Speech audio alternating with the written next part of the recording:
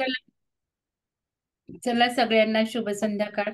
आजचा सेशन्स आपल्या घेणार आहे, तुम्हाला माहितीच आहे की 4 जणी घेणार आहेत आणि नूतन पवार मॅडम आजचा सेशन घेणार आहेत. तर प्रथमच त्या घेत आहेत, योगी कथामृताचा 37वा अध्याय आहे. तर मॅडम तुम्ही सुरू करू शकता. तुम्हाला खूप खूप धन्यवाद की तुम्ही ऐन वेळेला ओके आला, मॅडम. कारण माझा 12 अक्षरचा क्लास चालू आहे. त्यामुळं अचानक इमर्जन्सी आलेली आहे आणि मॅडम तातडीने हो म्हटल्यात. त्यामुळं नूतन मॅडमना धन्यवाद. तुम्ही सुरू करू शकता मॅडम. Thank you madam, thank you. सगळ्यांना आत्मवंदन. प्रकरण 37, मी अमेरिकेस जातो. म्हणजे नंतर ते भारतातून अमेरिकेमध्ये कसे गेले किंवा तिथं काय काय त्यांना प्रॉब्लेम झाले त्याच्याबद्दल हे सगळं डिस्क्रिप्शन दिलेलं आहे. तर तर सुरुवात करते. अमेरिका ही सगळी ही माणसे सगळी नक्की अमेरिकेनच आहेत. माझ्या अंतःचक्षुपुढून पाश्चिमात्य देशांच्या चेहऱ्यांची एक मालिका सरकून गेली. तेव्हा माझ्या मनामध्ये हा विचार आला. ते एकदा ध्यानाला बसलेले असताना त्यांना हे सगळं दिसलं की मी अमेरिकेमध्ये गेलोय आणि तिथले लोकांचे चेहरे पण त्यांना दिसले. रांची विद्यालयाच्या कोठीमध्ये काही जुनी लाकडाची खोकी पडली होती. त्यावर धूळ साचलेली होती. त्या ढिगाऱ्याच्या पाठीमागे मी ध्यानस्थ बसलो होतो. त्या लहान मुलांमध्ये माझा सारा वेळ जात असे. एक निवांतसे स्थळ ध्यानाकरता मला सापडणे दुरापास्त होते. ती दृश्ये चलचित्रपटासारखी चालू राहिली. माणसांचा मोठा समुदाय माझ्याकडे फिरकून पाहत होता. जाणीवेच्या व्यासपीठावर तो एका बाजूने दुसऱ्या बाजूकडे नाटकातील पात्रांसारखा पुढे पुढे सरकत होता. म्हणजे हे सगळं त्यांनी ध्यानामध्ये बघितलेलं आहे आणि ते त्याचं वर्णन करतायत. इतक्यात कोठीचे दार उघडले. नेहमीप्रमाणे एका छोट्या मुलाने माझी लपून राहण्याची जागा शोधून काढली. ये विमल ये. आनंदाने मी त्याला मोठ्याने हाक मारली. तुला एक बातमी सांगायची आहे. परमेश्वर मला अमेरिकेला बोलवित आहे. अमेरिकेला? त्या मुलाने माझ्या आवाजाची अशा सुरात नक्कल केली की मी जणू चंद्रलोकावरच जात आहे. होय, कोलंबस प्रमाणे मी अमेरिकेचा शोध करायला निघणार आहे. कोलंबसाला वाटले की आपण हिंदुस्थान शोधून काढले. अगदी निश्चितपणे या दोन उपखंडांमध्ये कर्मबंधनाची जोडणारी साखळी आहे. आता हे इथं असे का म्हणतायत कर्मबंधनाची साखळी? म्हणजे की त्यांना ध्यानामध्ये दिसले की हे हिंदुस्थान आणि अमेरिका, भारत आणि अमेरिकेमध्ये काहीतरी आपल्याला तिथं जाऊन योग वगैरे शिकवायचा आहे. क्रिया योगाची दीक्षा वगैरे द्यायचे लोकांना. त्यामुळे ते म्हटले की काहीतरी पण हे बंधन आहे. विमलने पळ काढला. लगोलग या दोन पायांच्या वर्तमानपत्राने साऱ्या शाळेभर ही बातमी पसरवून टाकली. गोंधळून गेलेल्या शिक्षक मंडळींना मी तातडीने बोलवले व शाळेची व्यवस्था त्यांच्यावर सोपवली. म्हणजे इथं त्यांनी डाऊट काही घेतला नाही, लगेच तयारी केली की आपल्याला अमेरिकेला जायचं आहे म्हणून. मी त्यांना म्हणालो, मला खात्री आहे की लाहिरी महाशयांचे शिक्षण विषयक योगिक ध्येय आपण सतत डोळ्यांपुढे ठेवा. मी तुम्हाला वरचेवर लिहित जाईल, म्हणजे पत्र पाठवित जाईल. परमेश्वराची इच्छा असेल तर मी भारतात पुन्हा परत येईल, असं तिथल्या शिक्षकांना सांगून ते तयारी करायला लागले. मी त्या लहान मुलांच्या वरून नजर फिरवली. सूर्यप्रकाशाच्या सोनेरी कोवळ्या उन्हामध्ये चमकणारी ती रांचीच्या आश्रमाची भूमी जाण्यापूर्वी निहाळली. तसेच माझे डोळे भरून आले. माझ्या आयुष्यातील एक निश्चित असा कालखंड संपला होता. मला माहित होते की मी आता दूर देशी जाणार आहे. ध्यानातले दृश्य माझ्या समोरून गेल्यावर काही वेळाने मी कलकत्त्याला जाणाऱ्या गाडीत बसलो. दुसऱ्याच दिवशी अमेरिकेस भरणाऱ्या international Congress of religious liberals in America, इथं काँग्रेसचा अर्थ कॉन्फरन्स असा आहे. काँग्रेसचं खरं मिनिंग असं आहे की ओके, स्पीक लाऊडली. काँग्रेसचं मिनिंग येतोय आवाज आता मॅडम?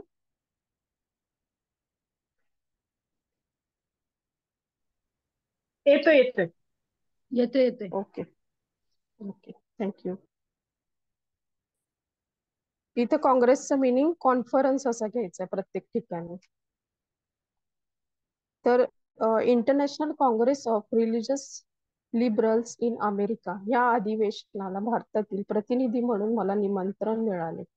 म्हणजे आधी त्यांना ध्यानात आले, सगळं दृश्य दिसलं, लोक दिसले, आणि नंतर मग त्यांना हे इन्व्हिटेशन मिळालेलं आहे तिथलं.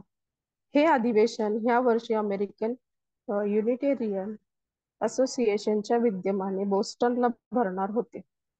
माझ्या डोक्यात विचारांचा गोंधळ झाला. मी सेरामपूरला श्री युक्तेश्वरांकडे धाव घेतली. गुरुजी, आता ते युक्तेश्वरांना म्हणते, गुरुजी, अमेरिकेत एका धर्मविषयक परिषदेमध्ये भाषण करण्याकरता मला आमंत्रण आले आहे. काय मला गेले पाहिजे? सर्व दरवाजे तुला उघडे आहेत, गुरुजींनी साध्या शब्दात उत्तर दिले.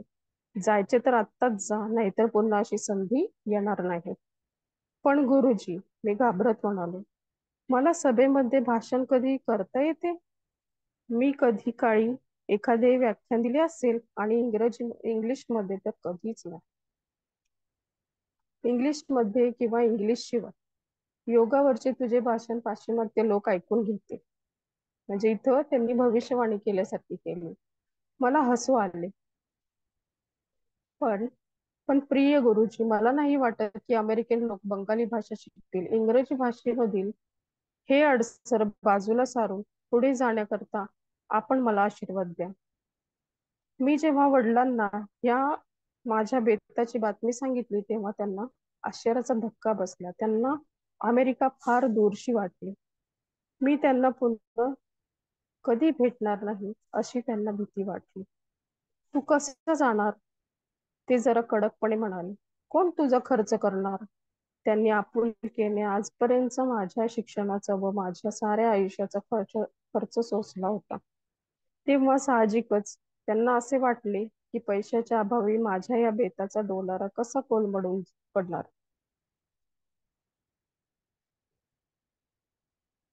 म्हणजे त्यांना पैशाची चणचण भासू शकते असं त्यांच्या वडिलांना इथं वाटत आहे. परमेश्वर मला खात्रीने पैशाची मदत करेल असे जेव्हा मी उत्तर दिले, तेव्हा असेच उत्तर मी कित्येक वर्षांपूर्वी अन्य प्रसंगी माझा भाऊ अनंता आग्र्यास असताना दिले होते. त्याची आठवण झाली. अधिक चलाखी न दाखवता मी पुढे म्हणालो, बाबा, कदाचित परमेश्वर तुमच्या मनामध्ये मला मदत करण्याची प्रेरणा उत्पन्न करेल. नाही, कदापि नाही. म्हणजे ते पूर्ण विरोधात होते त्यांना अमेरिकेला पाठवण्याचे. त्यांनी माझ्याकडे दयार्द्र बुद्धीने दृष्टिक्षेप केला. त्यामुळे दुसरे दिवशी जेव्हा वडिलांनी एका मोठ्या रकमेचा चेक माझ्या स्वाधीन केला, तेव्हा मला जरा आश्चर्य वाटले. ते म्हणाले, हे जे मी तुला पैसे देत आहे ते वडील या नात्याने नसून लाहिरी महाशयांचा एक श्रद्धावान शिष्य म्हणून देत आहे.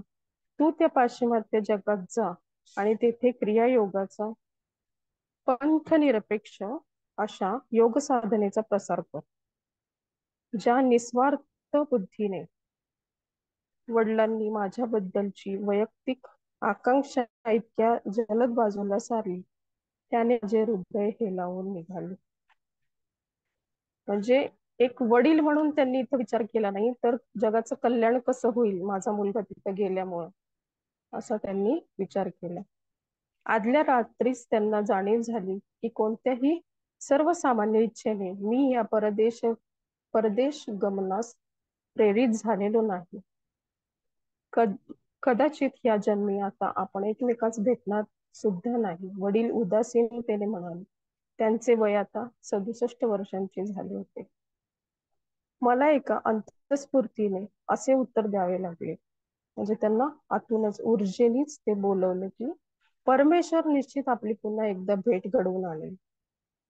आणि जसा मी अमेरिकेसारख्या अनोळखी प्रदेशात जाण्याकरता माझ्या गुरुजींचा व माझ्या भूमीचा निरोप घेण्याच्या तयारीला लागलो तस तशी मला धास्ती वाटू लागली. पाश्चिमात्य जगाच्या जडवादी व भोगवादी जीवनाबद्दल मी पुष्कळ ऐकले होते आणि हे जीवन शतानुशतके संत महात्म्यांच्या तेजोवलयामध्ये व्यतीत होत असलेल्या भारतीय जीवनापेक्षा भिन्न होते. आता इथं आपण सगळीकडं भारतामध्ये बघत असतो, कुठल्या ना कुठल्या म्हणजे कुठलाही धर्म असो, पंथ असो, तर त्यांची काही पद्धती होत्या ज्या त्यांचं त्यांचं कल्चर दाखवत असायच्या. पण अमेरिका म्हटलं तर तिथं सगळं जडवादी आणि भोगवादी, म्हणजे सगळं त्यांचं जीवनच अध्यात्मापासून दूर दूर पर्यंत त्याचा काही संबंध नव्हता. म्हणून ते थोडा विचार करू लागले. आता मी विचार करू लागलो, ह्या पश्चिमेतील वातावरणाशी टक्कर देण्याकरता मला पौर्वात्य शिक्षकाने हिमालयातील थंडीच्या पेक्षा जास्त कठीण अडचणीशी मुकाबला करण्याकरता कंबर कसली पाहिजे. म्हणजे तिथं खूप थंडी असते ना, हिमालयापेक्षा पण जास्ती थंडी तिथे असते. एके दिवशी सकाळी मी प्रार्थनेला बसलो आणि मनाशी दृढनिश्चय असा केला की मेलो तरी हरकत नाही, पण परमेश्वराचा आवाज ऐकू येई तोपर्यंत मी प्रार्थनेतून ध्यानातून उठणारच नाही. पाश्चात्यांच्या उपयोगवादाच्या धुक्यामध्ये मी नाहीसा होऊन जाऊ नये म्हणून मला परमेश्वराचे आशीर्वाद व आश्वासन पाहिजे होते. अमेरिकेला जावयास माझ्या मनाची आता तयारी झाली होती, पण दिव्य अशा अनुज्ञेचा दिलासा मला मिळावा अशी माझी अधिक तीव्र व उत्कट इच्छा होती. तिथं ते आता ध्यानाला बसले. त्यांना म्हणजे एक त्यांनी तयारी तर केली की आपल्याला जायचंय हे तर दिसतंय, पण पण त्यांना परमेश्वराकडून असा एक संकेत हवा होता की मला म्हणजे नक्की तिथं तुमचा आशीर्वाद आहे माझ्या पाठीशी. यासाठी मी सारखा प्रार्थना करीत राहिलो. मधून मधून हुंदके येऊ लागले, पण काही उत्तर येईना. दुपारी अगदी कळस झाला. माझ्या यातनांच्या भाराखाली माझे डोके भ्रमण करू लागले. मला वाटले जर मी आणखीन आक्रोश केला आणि माझ्या अंतर भावनेची खोली वाढवली तर माझा मेंदू फुटून जाईल. म्हणजे ते खूप प्रार्थना करत होते अगदी मनापासून की मला परमेश्वराचे म्हणजे काहीतरी संकेत मिळायला पाहिजे. आणि त्याच क्षणी आमच्या गरपार रोडवरील घराच्या दारावर एक थाप ऐकू आली. मी दार उघडले आणि काय आश्चर्य, माझ्या दृष्टीसमोर संन्याशाच्या अल्पशा वेशात एक तरुण आला. त्याने घरात प्रवेश केले. हे बाबाजीच असावेत, माझ्या मनात विचार आला. मी दिपून गेलो, कारण त्या तरुणाचा चेहरा लाहिरी महाशयांच्या तरुणपणाचा होता. म्हणजे ते दोघं एकसारखे दिसायचे असं त्यांनी पूर्वी पण वर्णन केलेलं आहे. माझ्या विचाराला त्यांनी उत्तर दिले, होय मी बाबाजीच आहे. म्हणजे त्यांना बोलण्याची सुद्धा गरज नाही तर की त्यांनी फक्त मनात विचार आणला आणि त्यांनी उत्तर पण दिलं. ते हिंदीमध्ये मंजूळपणे बोलू लागले. आपल्या स्वर्गस्थ पित्याने तुझी प्रार्थना ऐकली आहे. त्यांनी मला तुला सांगण्याविषयी आज्ञा केली आहे. आपल्या गुरूंच्या आज्ञेप्रमाणे अमेरिकेस जा. भिवू नकोस, तुझी सगळी काळजी घेतली जाईल. आता हा आशीर्वाद त्यांना मिळाल्यावर मग त्यांना खूप छान वाटलं, जावंसं वाटलं. नंतर थोडा वेळ थांबल्यानंतर बाबाजी मला पुन्हा सांगू लागले, पाश्चिमात्य जगाला क्रियायोगाचा संदेश देण्यास व त्या साधनेचा तिकडे प्रसार करण्याकरता मी तुझी निवड केली आहे. पुष्कळ वर्षांपूर्वी मला तुझे गुरु युक्तेश्वर कुंभमेळ्यात भेटले होते. मी त्यांना त्यावेळी सांगितले होते की तुला त्यांच्याकडे शिक्षणाकरता पाठवेल. आधी आपण प्रसंग ऐकलेलाच आहे की कुंभमेळ्यात कसे गुरु युक्तेश्वरांना हे बाबाजी भेटले होते, महाअवतार बाबाजी. त्यांना पाहिल्याबरोबर मी भक्ती भावातिरेकाने निशब्द झालो. श्री युक्तेश्वरांच्याकडे मला पाठवण्यात त्यांनीच मार्गदर्शन केले की त्यांच्याच तोंडून ऐकल्यावर माझे मन हेलावून गेले. म्हणजे त्यांना खूप भरून आले असं. त्या अमर गुरुदेवांच्या पुढे मी साष्टांग लोटांगण घातले. त्यांनी अनुग्रहपूर्वक मला उचलून धरले. माझ्या स्वतःच्या आयुष्याबद्दल त्यांनी मला पुष्कळ गोष्टी सांगितल्या. काही वैयक्तिक उपदेशही केला. काही गुप्त भाकितेही उच्चारले. शेवटी गांभीर्यपूर्वक ते म्हणाले, ईश्वरी साक्षात्कार करून घेण्याची ही क्रियायोगाची शास्त्रीय तांत्रिक साधना सर्व देशात माहीत होईल आणि त्या योगे मनुष्यास परमपित्याचे प्रत्यक्ष वरच्या स्तरावर जाऊन दर्शन घडून येईल. आणि तसे घडून आले म्हणजे राष्ट्रातील संबंध प्रेमाचे होतील. म्हणजे जसं भारत, अमेरिका वगैरे सगळ्या देशांमधलं असं एक चांगले संबंध होतील. एखाद्या राजबिंड्या पुरुषाने केवळ दृष्टिक्षेपाने जसे भारावून टाकावे, तद्वत गुरुजींनी आपल्या विश्वव्यापी चैतन्य बुद्धीच्या कृपा कटाक्षाने मला विद्युत प्रवाहासारखे भारावून टाकले. म्हणजे त्यांना ते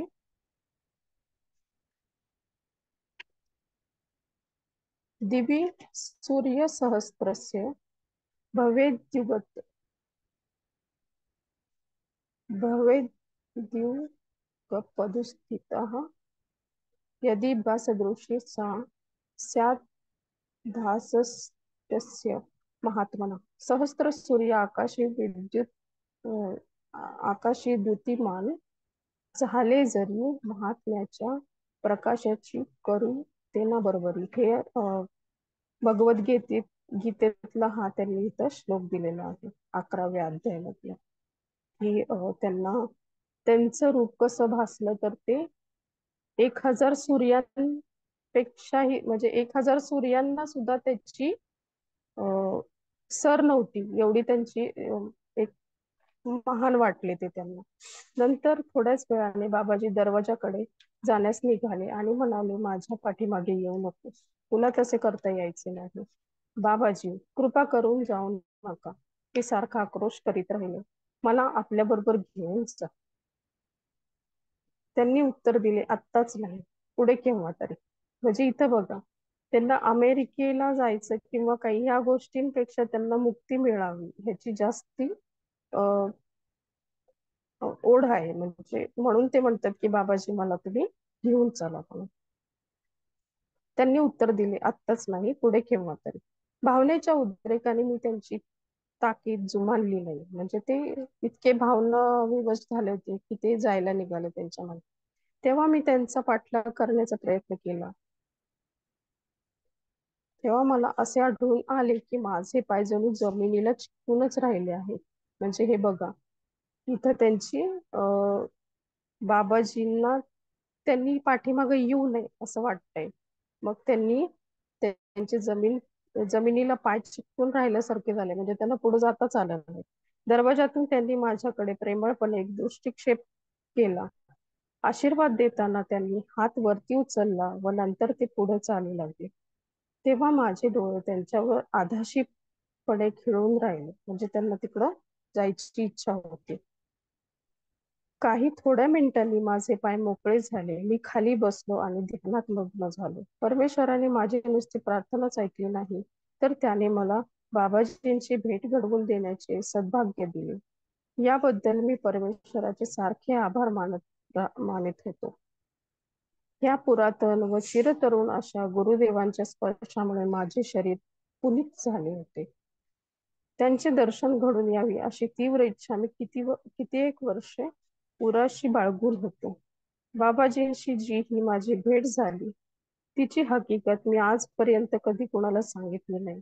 मनुष्याला मिळणाऱ्या अनुभवांमध्ये हा अत्यंत पवित्र अनुभव असल्याने तो मी माझ्या हृदयात दडवून ठेवला होता.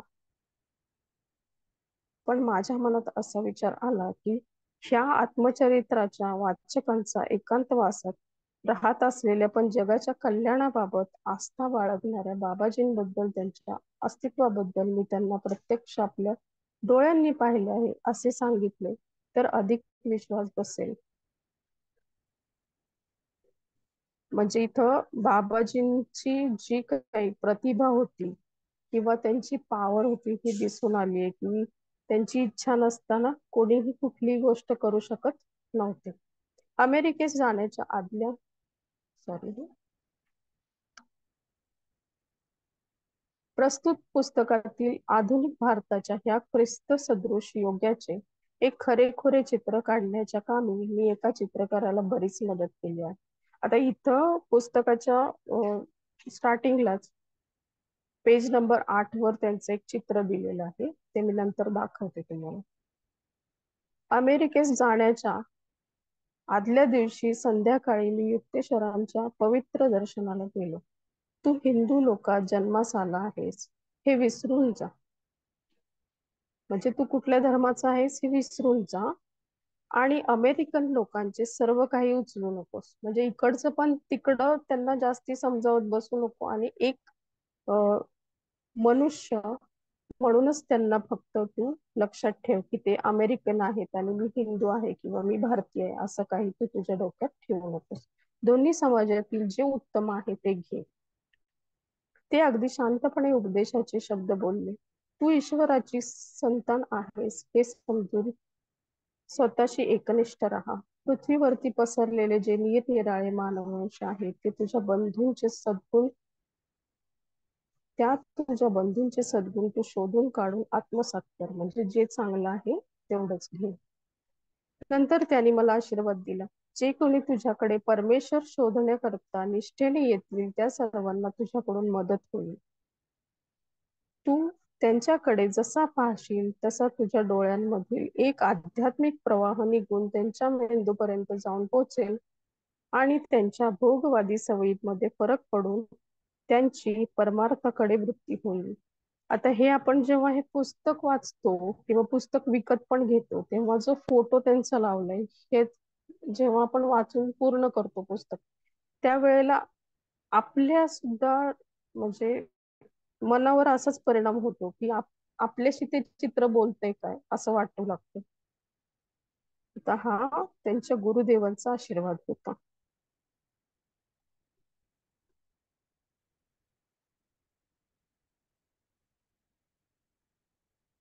तू त्यांच्याकडे जसा पाहशील तसं तुझ्या डोळ्यामधील एक आध्यात्मिक प्रवाह निघून त्यांच्या मेंदूपर्यंत जाऊन पोचेल आणि त्यांच्या भोगवादी सवयींमध्ये फरक पडून त्यांची परमार्थाकडे वृत्ती होईल. नंतर हसून ते पुढे म्हणाले, जे आत्मे कळकळीचे आहेत त्यांना आपल्याकडे ओढून घेण्याचे तुझे खरोखरीच भाग्य आहे. तू जेथे जेथे जाशील अगदी वैराण मुलखात जरी गेलास तरी तेथे सुद्धा तुला मित्र मिळतील. बघा किती छान आशीर्वाद दिलाय त्यांनी. श्री युक्तेश्वरांचे दोन्ही आशीर्वाद फलद्रूप झाले. मी जेव्हा अमेरिकेत एकटा आलो तेव्हा मला एकही मित्र नव्हता, पण तेथे मला आत्म्याचा अमर संदेश ग्रहण करण्याकरता हजारो लोक उत्सुक दिसले. म्हणजे क्रियायोग शिकून घेण्यासाठी किंवा ह्या गोष्टीबद्दल आस्था असणारे खूप सारे लोक त्यांना तिथं भेटले. मी 1920 ऑगस्ट मध्ये हिंदुस्थान सोडले. 1920 आम्हाला नेणारी प्रवासी बोट द सिटी ऑफ स्पार्टा ही पहिले महायुद्ध संपल्यानंतर अमेरिकेस जाणारी पहिलीच बोट होती. मला पासपोर्ट मिळवण्याच्या बाबतीत लाल फितीच्या कारभारामुळे पुष्कळ अडचणी आल्या, पण थोड्याफार चमत्कृतीपूर्ण घटनांनी या अडचणी दूर झाल्या आणि मला माझा प्रवास परवाना मिळवता आला. आमचा प्रवास 2 महिने चालला. बोटीवर एका सहप्रवाशाने मी बोस्टन काँग्रेसला भारतीय प्रतिनिधी म्हणून जात आहे हे ओळखले. स्वामी योगानंद, तो म्हणाला, आणि हे शब्द बोलताना त्याने जे काही वेडेवाकडे उच्चार केले त्या उच्चारांचा मला पुढे अमेरिकेत लोकांकडून माझ्या नावाचा उच्चार करताना परिचय होणार होता. पुढल्या गुरुवारी रात्री आम्ही प्रवाशांकरता एक प्रवचन द्या. म्हणजे तो त्यांना रिक्वेस्ट करायला लागला की गुरुवारी रात्री तुम्ही आमच्यासाठी एक प्रवचन द्या, आम्हाला काहीतरी संदेश द्या. जीवन संग्राम व त्याच्याशी सामना कसा करावा याविषयी आपण बोला. आम्हा सर्वांना त्या प्रवचनापासून लाभ होईल. काय दुर्दैव, आता हे विचार करतायत योगानंद. काय दुर्दैव, माझा स्वतःलाच जीवनाची संग्राम करावायचा होता. बुधवारीच मला त्याची जाणीव झाली. सारे विचार सॉरी माझे विचार प्रवचन स्वरूपात इंग्रजी भाषेमध्ये उतरवण्याचा मी आटोकाट प्रयत्न केला. शेवटी ही सारी तयारी मी टाकून दिली. म्हणजे त्यांनी खूप प्रयत्न केला की इंग्लिशमध्ये भाषण कसं द्यायचं. माझी स्थिती रिकिबीकडे पाहणाऱ्या एका जंगली उडाणटट्टू सारखी झाली. इंग्रजी व्याकरणाचे नियमच मुळे माझ्या गळी उतरेना. म्हणजे त्यांना ते खूप प्रॉब्लेम होत होता इंग्लिशमध्ये बोलण्याचा. शेवटी गुरुजींनी मागे दिलेल्या आश्वासनावर माझी सारी भिस्त ठेवली. म्हणजे गुरुजींवर सगळं सोडून दिलं. आणि गुरुवारी बोटीवरच्या सभागृहामध्ये श्रोत्यांच्या पुढे प्रवचन देण्यास मी उभा राहिलो. माझी ही मनाची घाबरलेली स्थिती सुमारे 10 मिनिटे चालू होती. श्रोत्यांनी माझी झालेली तारांबळ ओळखली आणि ते हसू लागले. पण माझ्या दृष्टीने परिस्थिती भयानक होती. संतापून मी शेवटी गुरुजींची मुख प्रार्थना करावयास लागले. तू बोलू शकतोस, बोलावयास लाग. म्हणजे असं त्यांना आतून जाणवलं. ताबडतोब त्यांचा आवाज माझ्या जाणीवेमध्ये निनादला. आणि नंतर माझे विचार इंग्रजी भाषेमध्ये मित्रत्वाच्या नात्याने उतरू लागले. पुढे 45 मिनिटे माझे भाषण चालले. श्रोते अजून लक्षपूर्वक माझे भाषण ऐकत होते. या भाषणामुळे मला नंतर अमेरिकेत मधील वेगवेगळ्या संस्थांपुढे भाषणाची कित्येक निमंत्रणे त्याच वेळी मिळाली. पण मी त्यावेळी जे काही बोललो त्याचा एकही शब्द पुढे मला काही आठवला नाही. म्हणजे हे सगळं ऊर्जा करून घेत होती त्यांच्याकडून. सहप्रवाशांपैकी पुष्कळांना मी मुद्दाम विचारले. ते म्हणाले, तुमचे भाषण खूप स्फूर्तिदायक झाले. त्यामधील इंग्रजी अगदी बिनचूक व जोरदार होते. ही आनंददायक हकीकत जेव्हा मला कळली तेव्हा विनम्रपणे मी गुरुजींचे त्यांनी जी काही अगदी आयत्या वेळी योग्य मदत केली त्याबद्दल आभार मानले.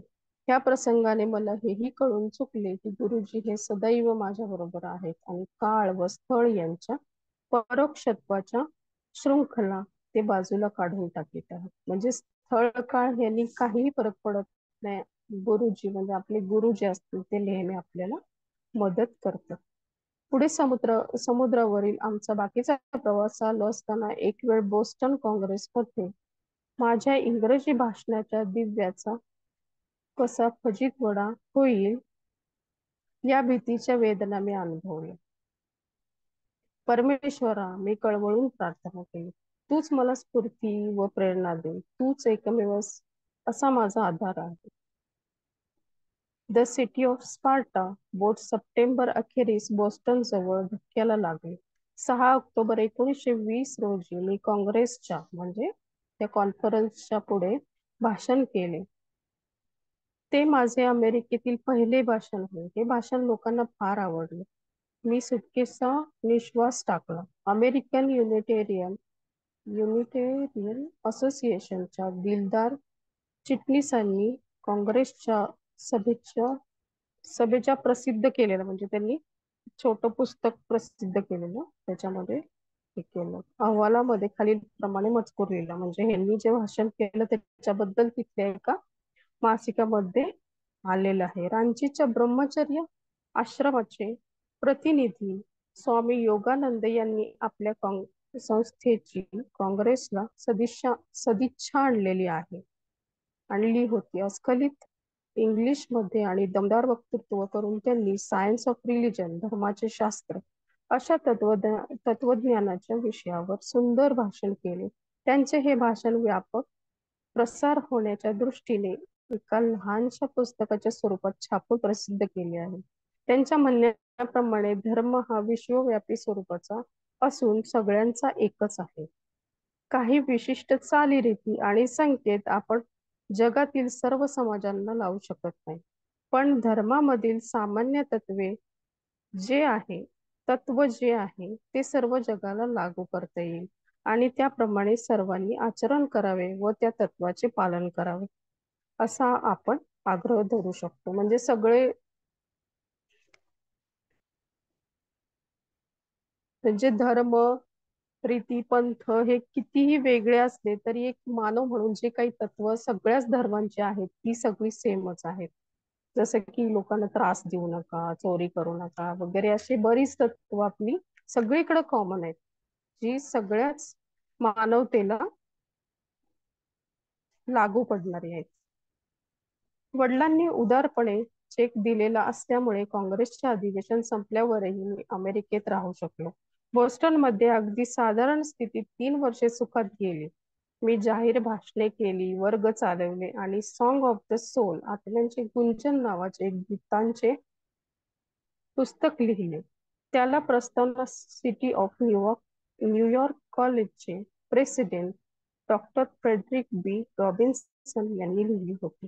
1924 मध्ये सर्व खंडभर मी एक मोठा दौरा काढला.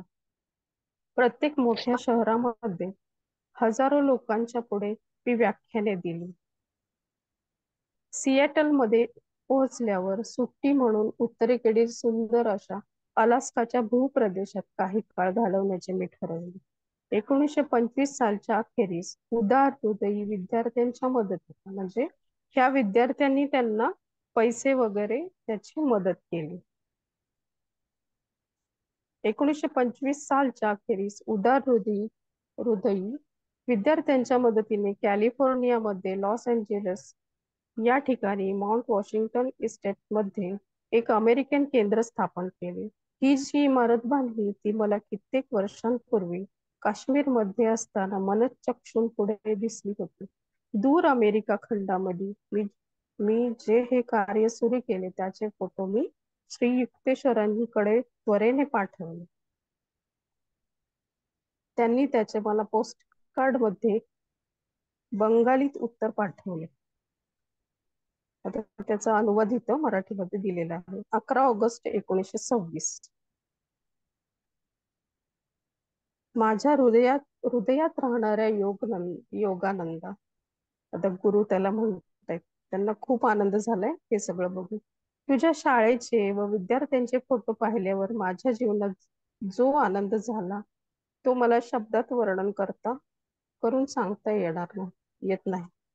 निरनिराळ्या शहरामध्ये हे जे तुझे विद्यार्थी योग साधना करीत आहेत त्यांना पाहून आनंदाने द्रवत आहे.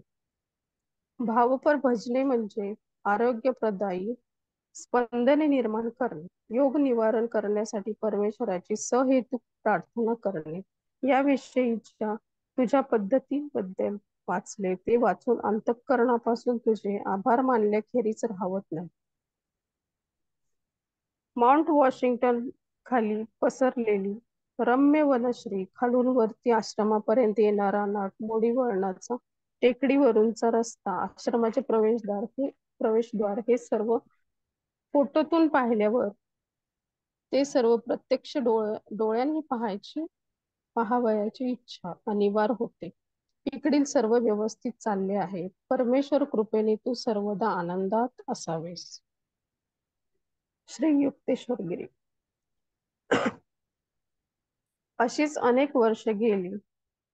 ह्या नवीन भूप्रदेशाच्या प्रत्येक भागात मी व्याख्याने दिली. शेकडो संघ, कॉलेजे, चर्च आणि प्रत्येक नामाभिधान धारण करणारे जनसमूह त्यांच्या समोर प्रवचने दिली. 1920 ते 1930 या दरम्यानच्या 10 वर्षांमध्ये हजारो अमेरिकनांनी माझ्या योगाच्या वर्गास हजर राहून आस्था दर्शवली. या सर्वांना अर्पण करण्याकरता म्हणून मी 1929 मध्ये प्रार्थनांचे आणि आत्म्याच्या विचारांचे एक नवीन पुस्तक प्रसिद्ध केले. त्याचे नाव विस्पर्स फ्रॉम इटर्निटी, अनंतत्वाचे कानोसे हे त्या पुस्तकाचं नाव. त्याला प्रस्तावना सुप्रसिद्ध गायिका मॅडम एमेलिटा गॅलिकरची यांनी लिहिली होती. कधी कधी साधारणपणे महिन्याच्या पहिल्या तारखेला सेल्फ रिअलायझेशन फेलोशिप संस्थेचे मुख्य केंद्र जे माउंट वॉशिंग्टनचे केंद्र हे चालवण्याकरता होणाऱ्या खर्चाच्या बिलांची भेंडोळी जसजशी येत होती तसतशी मला भारतातील शांततापूर्ण जीवनाची आठवण होऊ लागली. परंतु प्रत्येक दिवशी पाश्चिमात्य व पर्वत्य यांमध्ये एकमेकांना समजून घेण्याची प्रवृत्ती जसजशी वाढू लागली तसा मला आनंद होऊ लागला. ह्या देशाचे जनक असे जे जॉर्ज वॉशिंग्टन यांना पुष्कळ प्रसंगी आपणास परमेश्वराकडून मार्गदर्शन होत आहे असे वाटत असे. म्हणजे ज्या ज्या वेळेला ते जॉर्ज वॉशिंग्टन यांचं प्रवचन ऐकायचे, त्या त्या वेळेला त्यांना असं वाटायचं की डायरेक्ट परमेश्वर त्यांच्याशी बोलतो आहे. म्हणून तसे त्यांनी बोलूनही दाखवले होते. त्यांनी फेअरवेल ऍड्रेस ह्या भाषणात अमेरिकेस आत्मिक प्रेरणाविषयक जो संदेश दिला त्यातील काही भाग, म्हणजे हे भारतासाठी ते बोलत आहेत आणि योगानंदांसाठी पण हे सगळं ते बोललेले आहेत. आणि ते राष्ट्र स्वतंत्र म्हणजे भारत प्रबुद्ध व थोड्याच काळात महान राष्ट्र होईल आणि अशा त्या महान राष्ट्रास साजेसे असे त्याच्याकडून कार्यही होईल. एक प्रकारची उच्चतम न्यायबुद्धी व उदार बुद्धी यांच्या प्रेरणेने राष्ट्र किती विशाल व अभिनव प्रकारचे होऊ शकते त्याचे एक उत्तम उदाहरण मानवजातीपुढे ठेवले जाईल. या तत्वांशी एकनिष्ठ राहिल्यामुळे काही क्षणिक स्वरूपाचे फायदे गमवावे लागतील हे खरे, पण अशा योजनेमुळे ते नुकसान लवकरच अनेक पटींनी भरून निघेल यात संशय नाही. ईश्वर अशा या राष्ट्राला त्याच्या उत्तम गुणांबद्दल शाश्वत सुख मिळवून देणार नाही काय?